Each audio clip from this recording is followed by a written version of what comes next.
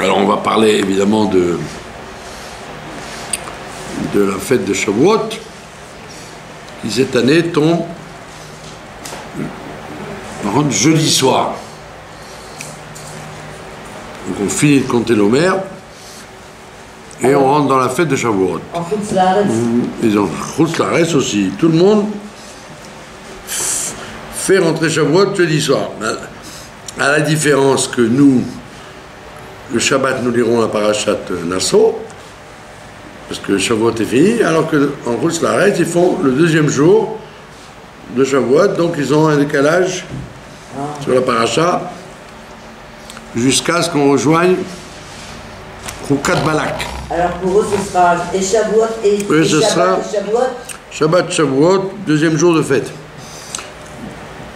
Alors qu'est-ce qu'il y a d'intéressant cette année dans Shavuot? Bon, déjà il y a écrit que à Pessah, les gens s'occupent surtout du Hametz et de la Matzah. À Sukkot, ils s'occupent de la Souka et du Lulav. Et à Shavuot, il n'y a pas de halachot spécial. À Shavuot, si ce n'est les halachot de la fête, le Yom Tov.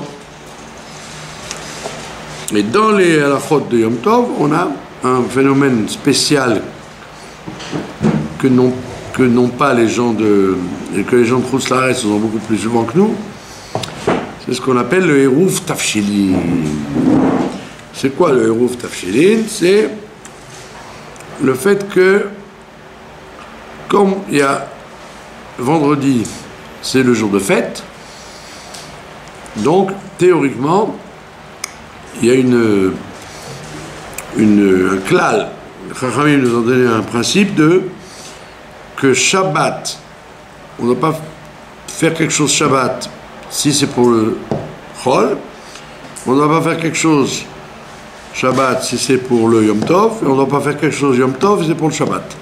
Donc chaque jour doit avoir son respect particulier. Donc on ne peut pas utiliser une journée pour une autre. Le Chol, on peut faire ce qu'on veut pour le Shabbat ou pour le Yom Tov. Mais le Yom Tov, le Shabbat, entre eux, ce sont deux saintetés qui ne se partagent pas. Alors, la sainteté du Shabbat, elle est spéciale, la sainteté du Yom Tov, elle est autre. Donc on ne mélange pas les deux kedushot. Et donc, théoriquement, on n'aurait pas le droit, il aurait fallu cuisiner, faire à manger, préparer tout le jeudi. Mais comme les Chachamim, ils sont gentils avec nous, ils ont dit, si on vous oblige à préparer tout le jeudi, vous allez manger vendredi, samedi, des choses qui sont vieilles. Surtout qu'à l'époque, il n'y avait pas de frigidaire, donc on voulait du frais, on voulait manger frais. Aussi bien les pains, les gâteaux, que les salades, que les plats. Donc les Chachamim, ils ont envisagé, ça fait partie des mitzvot, les 7 mitzvot des Chachamim, ça s'appelle le Eruv Tafshilin. Il y a plusieurs sortes de Eruv. Il y a le Eruv pour pouvoir porter ensemble entre juifs dans une même communauté, ça s'appelle Eruv Chatzerot. La communauté des cours. On partage les maisons et les cours ensemble. Ça s'appelle Eruv Chatzerot.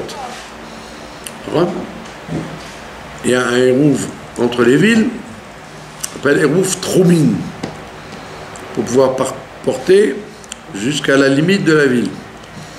Et il y a un troisième Eruv, ça s'appelle le Eruv Tafshilin. C'est la communauté des plats. Qu'est-ce que ça veut dire?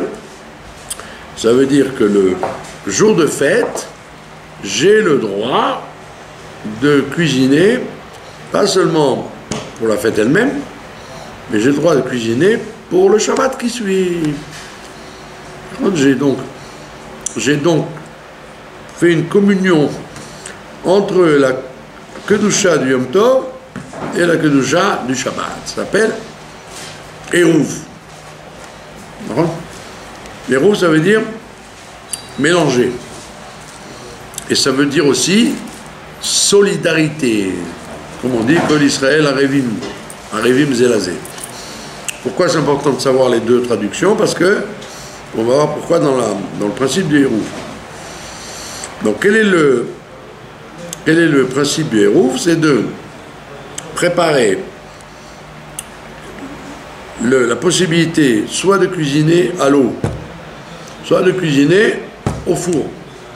Il y a deux façons de cuisiner, soit à la pâtisserie et la boulangerie, au four, soit la cuisine à l'eau, c'est-à-dire la cuisson des choses. Donc on a besoin de permettre également le feu, allumer des bougies, allumer du feu, etc.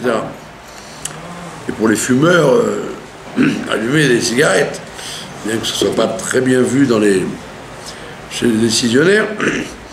Mais en tous les cas, ces trois opérations, cuisiner à l'eau, cuisiner au four et faire du feu, toutes ces trois opérations, on a besoin de les permettre le jour du Yom Tov, c'est-à-dire vendredi, pour le samedi qui va suivre.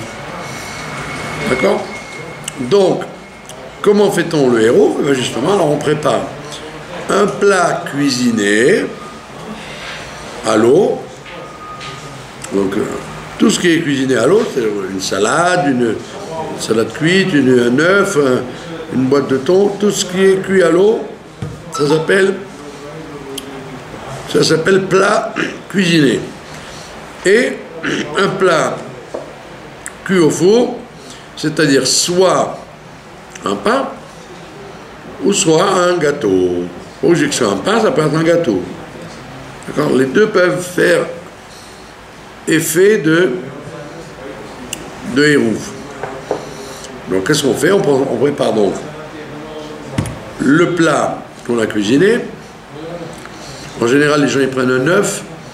Pourquoi les gens prennent un œuf? Parce que l'œuf, ça se conserve. Si vous faites une salade cuite, elle risque de tourner, de sécher, de s'abîmer. Donc les gens préféraient choisir l'œuf parce que ça se conserve, en tous les cas, 2 jours. Et un plat cuit au four, c'est-à-dire soit une challah, soit un gâteau. Les deux conviennent pour faire Hérouf Tafshilin. Alors, et tout le monde peut le faire, aussi bien les hommes que les femmes. Parce que la permission de cuisiner et de cuire n'est pas forcément liée aux hommes ou aux femmes, c'est pour tout le monde. Donc une femme, elle peut se faire son Hérouf Tafshilin comme un homme. Ce n'est pas une mitzvah liée au temps dont elle est dispensée, c'est une mitzvah liée au Yom Tov et au Shabbat, donc elle est obligée comme tout le monde. Donc, dans l'après-midi de la fête, il vaut mieux faire le plus proche dans l'après-midi que le matin, puisque il faut montrer sa kavana que c'est pour cuisiner Yom Tov et Shabbat, pour Shabbat. Donc, en fin d'après-midi, on prend son œuf ou son plat cuisiné et sa challah ou son gâteau, on les prend ensemble, on les soulève et on dit une formule qui est écrite dans les Sidurim et dans les Marzorim des fêtes, où il y a écrit: par ce héros, je permets de cuisiner et de cuisiner au four tout ce dont on a besoin, et d'allumer aussi des flammes. Et pourquoi tout à l'heure ai-je dit que le mot hérouv veut dire aussi solidarité? Parce que quand on fait le hérouv, on ne le fait pas seulement pour soi, mais on peut le faire et on doit le faire pour toute la ville. Toute la ville peut bénéficier de ce hérouv qu'on a fait soi-même. Ça veut dire, ça implique quoi? Il y a beaucoup de gens qui disent, aujourd'hui, étant donné que les familles organisées, elles font tout avant la fête. elles ont leur chalote, leur plat, tout est déjà cuit, tout est déjà prêt, et donc elles ne font que réchauffer. Elles réchauffent les chalotes, elles réchauffent les plats. Alors il y a des poskim qui disent, eh ben, il n'y a aucune raison de faire le héros aujourd'hui, puisque tout est déjà cuit avant. Et le jour de fête, je ne fais que réchauffer, je ne fais rien de spécial. Il y a même des gens qui mangent froid carrément, tout est déjà prêt, donc ils disent ben voilà, il n'y a pas besoin de faire le hérouf, puisque j'ai déjà prêt tout préparé depuis la veille. Oui, c'est vrai, mais il y a un détail qu'on a oublié. Premièrement, même si tu ne cuis pas, tu risques d'avoir besoin d'allumer du feu, ou allumer des flammes, et donc tu as besoin du hérouf pour ça, et plus fortement, tu as besoin de donner du mérite à tous les gens de la ville, parce que toi peut-être tu ne cuisines pas et tu ne fais pas des pains et des gâteaux, mais il y a peut-être des gens, il y a sûrement une personne dans la ville qui cuisine et qui fait cuire au four et qui a oublié de faire le hérouf. La plupart des gens ne savent pas qu'on fait le hérouf. Il n'y a que les gens branchés sur la halakha qui font le hérouf. Mais beaucoup de gens, des gens simples ou des gens ignorants, ils ne savent pas qu'il faut faire un hérouf. Donc ils cuisinent sans permission. Et donc du fait que toi, quand tu as fait ton hérouf, tu as dit je fais mériter par cela tous les habitants de la ville, alors automatiquement, même si toi-même tu ne cuisines pas et tu ne fais pas cuire des gâteaux ou des pains, tu donnes le mérite à tous les voisins et tous les gens qui habitent dans la ville de pouvoir cuisiner et de pouvoir cuire au four. Et ça, il n'y a pas que le rave de la ville qui donne le mérite aux gens, c'est tous les habitants se donnent le mérite l'un à l'autre. C'est pour ça que Hérouf, dans cette explication-là, ça veut dire la solidarité entre nous. Je permets à tout le monde de cuisiner parce que moi, j'ai fait le Hérouf. Même si moi, je ne m'en sers pas, individuellement, personnellement. Comme un exemple fréquent, il y a beaucoup de gens qui passent les fêtes dans les hôtels. Beaucoup de gens, ils se font inviter ou dans les hôtels, ou dans une famille, ou dans un système organisé où ils ne cuisinent rien du tout. Ils ne cuisinent rien du tout, ils mettent les pieds sous la table, comme on dit. Ah ouais. Donc, ces gens-là, sont-ils dispensés de faire le héros ou pas? En vérité, ils pourraient, bien qu'ils ne mangent, bien qu'ils sont invités, ils peuvent faire un héros pour les autres, en pensant à tous les autres habitants de la ville, bien qu'eux soient invités. Et donc c'est un sujet de solidarité entre les dans la communauté. Et comment ça marche? Le hérouf, étant donné qu'il est, il ferme le début de la fête avec la fin du Shabbat, ça correspond à 2 jours ensemble. Je ne dois pas manger ce hérouf le soir de la fête. Je dois le manger au moins au milieu ou à la fin du Shabbat, pour montrer que je n'ai pas fait ça pour manger maintenant, sinon c'est pas un héros.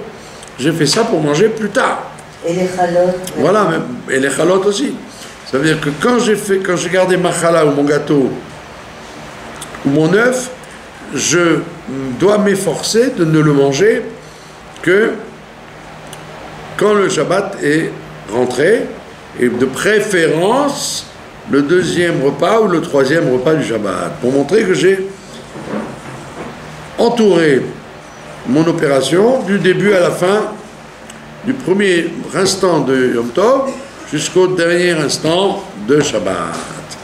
Et donc c'est mieux, les gens en général ils font comme ça, ils mangent l'œuf au repas de midi du Shabbat, et la dernière challah, et la challah, ou le gâteau, à la Seuda Shlishit. Comme ça, ils ont clôturé les deux plats du Hérouf, le plat cuisiné au repas de midi et le plat du four au repas de l'après-midi. C'est pour ça que j'ai bien précisé qu'on peut utiliser un grand gâteau plutôt qu'un challah. Dans le cas où tu ne mangeras pas de pain à Seuda Shlishit, au moins tu fais partager les gens de la communauté avec le gâteau à la Seuda Shlishit. Voilà comment on ferme le principe du Hérouf. Et ceci est exceptionnel puisque, en général, en Chutz Laaretz, souvent il y a le Hérouf. Nous en Israël, c'est très rare qu'il y ait Shabbat, Yom Tov et Shabbat l'un après l'autre. Donc c'est exceptionnellement, pendant plusieurs années, il peut jamais y avoir de Hérouf, alors qu'en Chutz Laaretz, c'est très fréquent. Voilà la mitzvah du Hérouf. Maintenant, il y a quand même une précision à donner. Quelqu'un m'a demandé, il m'a dit, si je mets, est-ce que j'ai le droit de mettre le poisson, je fais chauffer du poisson sur la plaque, dans l'après-midi du vendredi, pour le vendredi soir. Est-ce que j'ai le droit de faire ça? Alors il faut faire très attention parce qu'il y a c'est pas parce qu'on a fait le Hérouf que on doit transformer la journée du vendredi en journée de préparation de Shabbat. Il faut faire attention parce que sinon tu enlèves la fête. Voilà, tu enlèves la kedusha de la fête et tu ne consacres ton intérêt qu'au jour du Shabbat. Et donc ça marche pas. Il y a ce qu'on appelle un zilzoul, on appelle un mépris de la fête, si tu passes ta journée à t'occuper des repas de Shabbat. Donc c'est pour ça que il faut uniquement ce dont on a besoin pour Shabbat le préparer, mais tu ne dois pas en faire plus en disant comme ça, je me débarrasse, j'ai tout fait vendredi, comme ça Shabbat je n'ai rien à faire. Ah non, tu es arrivé à une situation où le Hérouf est devenu une occasion de mépriser le jour du Yom Tov. Et tu n'as pas le droit de mépriser le jour du Yom Tov. Tu ne dois faire que ce que tu ne pourras pas faire Shabbat. Mais dire par exemple, je vais préparer une salade, je prépare déjà des salades pour demain, etc. Ça, tu n'as pas le droit de le faire. Puisque le lendemain, tu aurais pu faire cette salade. Couper un concombre ou une tomate, tu aurais pu le faire déjà demain. Donc si tu le fais Yom Tov, ça s'appelle se moquer du Yom Tov. En fait, le but, ce serait de faire tout... Donc tu dois faire les choses absolument indispensables au Shabbat, vendredi, mais tout ce qui n'est pas indispensable avant, tu peux le faire le Shabbat lui-même. D'accord? Mais alors, si les gens ils ont envie de tout préparer à l'avance et garder tout de côté, ben c'est un choix. Mais en général, tout le monde sait que les salades ou les plats qu'on a préparés trop tôt perdent leur goût. C'est pour ça que dans la halakha, le jour de Yom Tov, on avait le droit de piler du poivre ou préparer des épices, parce qu'on sait très bien que les épices, quand elles sont fraîches, elles ont meilleur goût que quand elles sont faites plusieurs jours à l'avance. Donc le Shulchan Aruch, il permet d'utiliser le pilon à épices, parce que c'est beaucoup plus agréable une épice qu'on a utilisée le jour même qu'une épice qu'on a laissée perdre son arôme 2 ou 3 jours avant. Donc il y en a qui préfèrent faire tout avant, mais c'est un risque d'avoir un Yom Tov saboté, un Shabbat saboté, puisque tout est déjà sec Une challah qui a traîné 2-3 jours, elle n'a pas le même goût que si elle est fraîche. Voilà, donc il faut savoir manœuvrer pour ne pas arriver à être mésalzel, de ne pas mépriser le Yom Tov au profit du Shabbat. D'accord?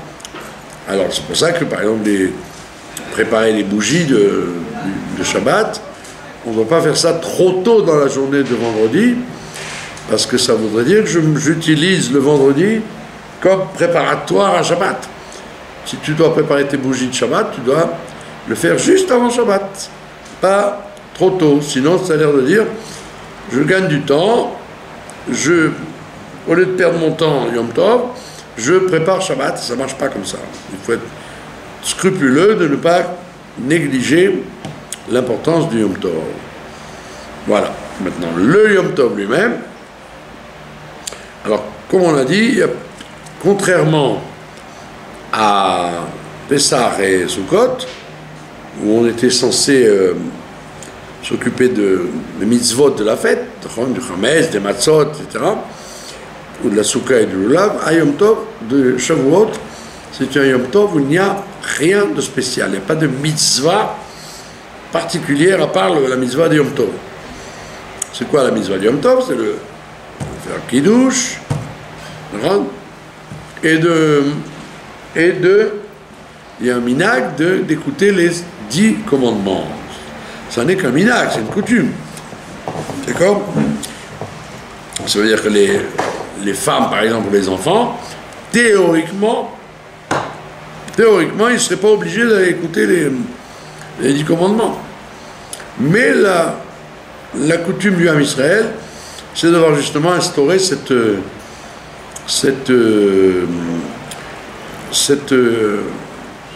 préoccupation que les femmes et les enfants, ils écoutent les 10 commandements comme les adultes.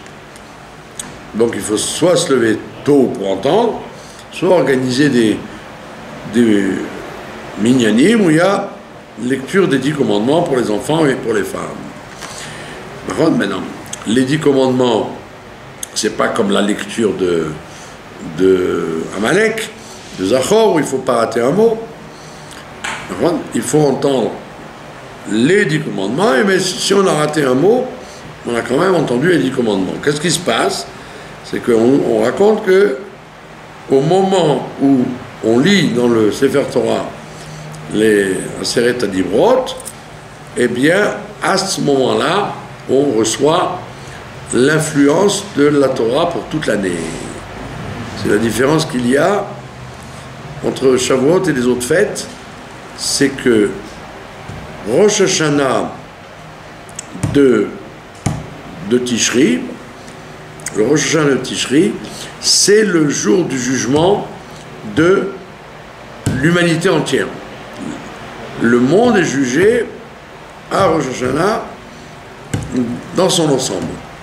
Maintenant, Shavuot, c'est un Rosh Hashanah spécial, c'est le Rosh Hashanah de la Torah. Ça veut dire que toute l'humanité dépend de la Torah que les Bnei Israël vont étudier et vont pratiquer. C'est Shavuot qui est le jour du jugement de la Torah.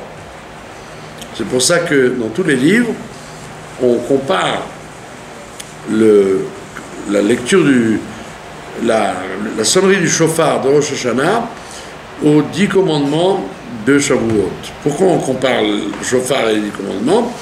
Pour dire que de la même façon que quand on sonne du shofar, le monde goy ou juif est jugé dans son ensemble, le jour où on reçoit la Torah, c'est le jour où le monde est jugé d'après la Torah que les Bnei Israël vont prendre sur eux, vont étudier à Shavuot, dans la journée de Shavuot.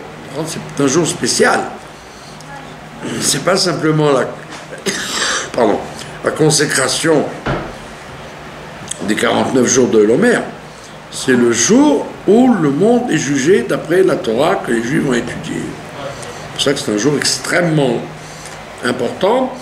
Et les gens ont tendance à un peu le mépriser parce que il y a ce qu'on appelle la veillée de Shavuot. Bon, il y a le fait de veiller Shavuot, à étudier la Torah ou à lire le Tikkun. Les gens sont très fatigués et le lendemain, ils sont plus occupés à récupérer leur nuit qu'à... C'est très vrai. Alors qu'il faudrait être très zélé de rester réveillé, soit à faire beaucoup de Teilim, parce que c'est comme un jour de Rosh Hashanah, c'est un jour de jugement, soit à étudier la Torah et dormir le moins possible. Parce qu'il y a ce qu'on appelle un accusateur, il y a un mécatreg. De la même façon qu'il y a un accusateur à Rosh Hashanah, et l'accusateur, on le fait taire grâce au chauffard, le même accusateur, il se présente comme il y a un enjeu énorme. Le monde dépend de la Torah des Bnei Israël. Donc l'accusateur vient et dit, je vais empêcher que cette Torah arrive jusqu'à eux. Parce qu'il n'y a pas de travail de se préparer, il y a un travail de recevoir. C'est pour ça qu'on appelle ça Kabbalat Torah. Le fait de recevoir, c'est un état passif. C'est pas comme à Pessah où tu manges ta matzah à Sukkot, tu t'assois dans la soukha, tu fais un geste. Tu fais un geste de bas en haut. Là, tu fais un geste de l'ékabel, de recevoir. Et recevoir, ça ne doit pas être un geste passif, ça doit être un geste d'une action. C'est pour ça que ce jour-là, comme c'est le jour de la Iloula de David HaMelech, c'est un jour où il faut beaucoup lire Teilim. C'est pour ça qu'on lit la Megillat Ruth d'ailleurs, dans son entier pendant la fête de Shavuot, parce que c'est le jour où David HaMelech est parti. Et David HaMelech, il a obtenu que les Teilim, ils aient l'avantage d'être appelés Torah et en même temps d'être appelés Tfilah. C'est le seul livre des 24 livres de la Torah qui en même temps est un livre de prière et en même temps un livre d'études. En même temps. Donc quand quelqu'un lit des Teilim, contrairement à ce que les gens croient que c'est un truc d'ignorant, les gens ne savent rien faire d'autre, alors ils lisent les Teilim. En vérité, les Teilim, ça a le même impact que la Torah et la Tfilah réunies. Donc c'est pour ça que c'est énorme. C'est pour ça qu'on dit que les gens sérieux, ils lisent en général tout le Sefer Teilim pendant la fête de Shavuot. Ils s'efforcent. Le Sefer Teilim, d'abord c'est parce que c'est le jour de la Iloula de David HaMelech, et c'est connu que le jour de la Iloula d'un tzaddik, c'est bien d'étudier ce qu'il a écrit. Comme on l'a expliqué plusieurs fois, le jour de Kippour, on lit la prière de Avinu Malkeinu, alors que Avinu Malkeinu, quand ça tombe Shabbat, on ne devrait pas le lire. On le lit quand même, et on dit pourquoi on lit Avinu Malkeinu à Yom Kippour, parce que qui a écrit Avinu Malkeinu, c'est Rabbi Akiva. Et Rabbi Akiva, il a été tué à Yom Kippour. À Yom Kippour, il a été dépecé. Donc le jour de la Iloula d'un tzaddik, c'est bien de lire de ses textes. Parce qu'on dit que quand on lit ces textes, ses lèvres remuent dans la tombe en même temps que vous lisez. Donc le jour de Shavuot, le fait de lire les Teilim, ça donne une grande joie à David HaMelech, parce que c'est le jour de son mariage. Le mariage de David HaMelech, c'est le jour de Shavuot. Et nous, les femmes, Rav, la nuit de Shavuot. Et donc c'est bien que donc si les femmes, elles veulent faire quelque chose, ça serait bien, justement.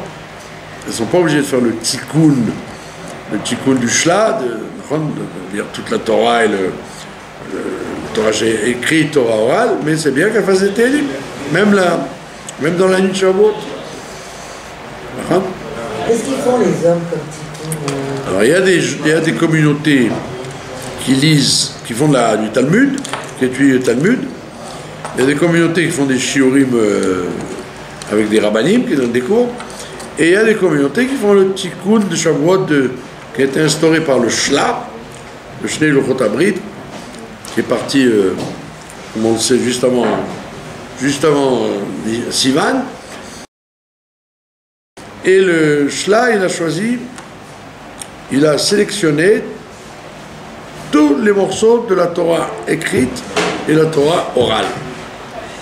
C'est un texte, un gros livre, dans lequel il y a un morceau de chaque paracha de la Torah, chaque morceau des prophètes, chaque morceau des Ketuvim, toute la Megillat Ruth, bien évidemment, et également beaucoup de Tehillim. Et là, ça prend vraiment toute la nuit. Ça prend toute la nuit si on le fait sérieusement. Quand c'est très long à lire. Et la plupart des communautés séfarades et chassidiques, elles lisent le tikkun. Alors que les Lituaniens, ils font la Gemara, quoi. Ils étudient plus la Gemara. D'accord? Bon, donc ce qui est important dans cette histoire, c'est de ne pas dormir. D'accord? Pas dormir, tout le monde sait que tout le monde connaît la raison pour laquelle on ne dort pas, parce que la faute, en quelque sorte, des Béné Israël quand ils ont reçu la Torah, c'est qu'ils ont été dormir. Enfin, évidemment, tout le monde pose la question. Ils ont compté 49 jours de lecture, comme là, une jeune Kala qui attend le mariage. On a compté les 49 jours de l'Homer, et ils ont été dormir, c'est un peu bizarre. Alors la Chassidoute répond effectivement que ce n'était pas une faute, c'était une appréciation erronée. Ils ont dit tout simplement, la Torah c'est quoi? C'est quelque chose de céleste, quelque chose de spirituel. Alors ils ont dit, la meilleure façon de s'attacher à la spiritualité, c'est de dormir, puisque l'âme se détache du corps, comme une sorte de mort, l'âme se détache du corps, et elle va pomper des forces spirituelles. Voilà le sommeil. Le sommeil, ça sert à ça. Je dors, et donc ma neshama s'élève, et elle s'accroche dans les mondes spirituels. Et on leur dit, mais vous n'avez pas compris le sens du Matan Torah. Matan Torah, c'est justement de faire descendre le spirituel dans ce monde-là. L'essence de Dieu qui descend sur terre, elle le fait dans des corps vivants, des corps réveillés, pas des corps qui dorment, ou des corps morts. Donc, ça veut dire que la vie physique, c'est beaucoup plus fort que la vie spirituelle dans le monde futur ou dans le sommeil. C'est beaucoup plus grand. Et donc, on a dit de la même façon que vos ancêtres se sont trompés, ils ont voulu dormir en voulant élever leur âme et oublier leur corps, on te dit non, le tikkun, c'est justement de rester éveillé pour penser au corps et étudier la Torah avec des lèvres physiques pour dire de la Torah physique dans ce monde-là. Et donc c'est tout le contraire de dormir. C'est pour ça que le tikkun de la nuit de Shavuot, c'est de ne pas dormir. Hein? C'est de ne pas dormir. Les Rav, les femmes... Comme il dit les femmes, elles ont dormi aussi pendant... Tout le monde a dormi, oui. Pourquoi elles ne feraient pas le tikkun? Ah, parce que c'est une mitzvah liée au temps. Alors on leur permet. Mais effectivement, ce serait une bonne chose. C'est-à-dire la plupart des femmes ne demandent pas l'avis à personne. En général, elles ne dorment pas. Beaucoup de femmes sont macpidotes d'étudier, rester éveillées. Parce qu'il faut pas. À l'époque, les gens se couchaient très tôt. Les gens se couchaient dès qu'il faisait nuit, ils allaient au lit. Ouais. Là aujourd'hui, les gens ils restent réveillés même jusqu'à minuit, 1h. Ça s'appelle le tikkun. C'est pas 8 heures, c'est jusqu'à minuit, 1h. Il y en a qui restent éveillés toute la nuit, et c'est une grande réparation de cette faute de nos ancêtres d'avoir dormi le soir du Matan Torah. Voilà, maintenant, les décisionnaires nous disent, si quelqu'un reste éveillé, mais qui perd son temps à se promener, à parler pour ne rien dire, il vaut mieux qu'il aille dormir. On parle de rester éveillé pour faire... Eh oui, rester éveillé pour faire des Teilim et la Torah orale, la Torah écrite. Si c'est pour rien que rester éveillé, ça c'est au contraire, ça amène des forces du mal, c'est pas bon. Donc on te dit, si tu peux pas faire quelque chose de spirituel dans la nuit de Shavuot, va dormir. Et si tu peux, assiste à des cours, ou lis des Teilim, ou lis des livres de Torah en français, plutôt que de jouer aux cartes et de parler de choses qui n'ont aucun sens. Voilà, maintenant il y a une coutume qui n'est pas une halakha, c'est une coutume, c'est de manger des plats lactés. Des plats lactés, ou du lait, ou de la viande, ou du lait, ou du fromage, etc. La raison en est que, une des raisons, c'est que le jour de Shavuot, d'après un certain compte des mitzvot, chaque jour correspond à une mitzvah négative. Il y a 365 jours et il y a 365 mitzvot négatives. Et il y a un des compteurs des mitzvot, je ne sais pas, je ne me rappelle plus comment il s'appelle, c'est pas le Rambam, c'est pas le Sefer Achino, etc. Un des compteurs des mitzvot, il dit chaque jour correspond à une mitzvah.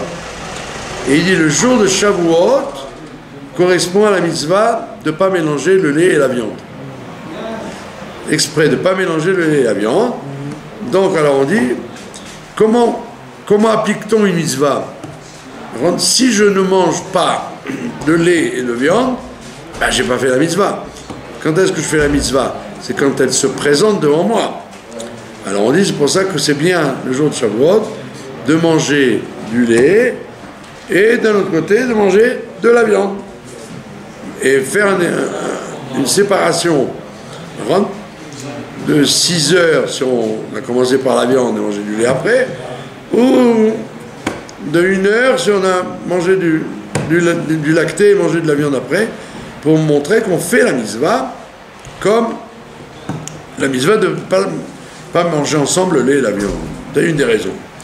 Une autre raison, c'est le principe que la Torah, elle, comme le lait c'est une transformation du sang qu'il y a dans la mamelle de la vache ou de la ronde, ou chez la femme, transformation du sang du rouge en blanc. Donc la transformation des rigueurs en bonté. La Torah, elle a cette force de transformer les dynim qu'il y a dans le monde, les choses dures qu'il y a dans le monde, et on les transforme en douceur. C'est la force que la Torah nous a donnée, et donc c'est pour ça qu'on prend des choses lactées pour allusionner cette transformation du rouge en blanc, de la rigueur en douceur, d'atténuer les rigueurs de la vie par de la douceur. Et donc c'est une des raisons pour lesquelles on mange des plats lactés. Troisième raison, toute simple, historique simplement, c'est ce que le Midrash nous dit, c'est que les Bnei Israël, quand on leur a donné la Torah, on leur a dit, on ne peut pas manger le lait et la viande ensemble. Ils ont dit, ah waouh, qu'est-ce qu'on va faire? Donc ils ne pouvaient pas utiliser leurs kélim. Tous les kélim qu'ils avaient, c'était des kélim. Il fallait cachériser les kélim, il fallait tout refaire à zéro. Donc ils ont mangé froid et ils ont mangé du lait pour ne pas avoir besoin d'utiliser à chaud les kélim qu'ils avaient. Et donc ils se sont contentés de manger des plats lactés le jour où ils ont reçu la Torah. Donc, il y a beaucoup de raisons qui nous montrent qu'il y a une espèce de correspondance entre le lait et le Matan Torah. Et la dernière raison, celle-là elle est plus profonde, c'est que le lait se partage en 10 produits. Avec le lait, on peut arriver à 10 produits. Le lait calé, le lait caillé, le petit lait, le yaourt, le fromage blanc, le fromage léger jusqu'au fromage dur. Il y a 10 sortes de produits laitiers. Et d'ailleurs, on voit bien qu'au niveau diététique, il y a des gens qui ne supportent pas le lait, mais ils supportent le fromage dur. Il y a des gens qui aiment le fromage mou et qui ne supportent pas le fromage dur, etc., parce que c'est, en vérité, le lacté, c'est pas un groupe, c'est 10 groupes. Et ces 10 groupes correspondent aux 10 commandements.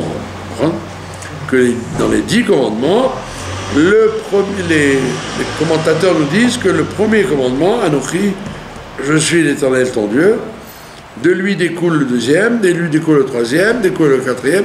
Les commandements sont une chaîne. C'est pas 10 commandements, c'est en parallèle, c'est 10 commandements l'un qui entraîne l'autre. Si je suis convaincu que Anochi Hashem, alors je ne ferai pas d'autre Dieu, et je ferai le Shabbat, et je respecterai mes parents, et je ne convoiterai pas, etc., etc. Comme le lait, à partir du lait, je fais du petit lait, du yaourt, du fromage blanc, etc., etc. Donc il y a une ishtalchelut, un enchaînement dans le lait, et donc un enchaînement dans les 10 paroles que Dieu a prononcées. Voilà pourquoi on mange des plats lactés pendant le Shabbat. Mais agnène. Et c'est pour ça que les diététiciens qui vous disent vous êtes sensible au lait, ne prenez rien, c'est pas une preuve. On peut être très sensible au lait et pas du tout être sensible au fromage. Et avoir un problème de manger du yaourt et pas un problème de manger du roquefort. Donc ça, en réalité, même la diététique, elle doit prendre ça, elle doit prendre de là. Voilà. Donc je souhaite à tous nos auditeurs et spectateurs une bonne fête de Shavuot, que chacun reçoive la Torah avec joie et avec intériorité, besimcha ou bepnimiou. Amen, amen.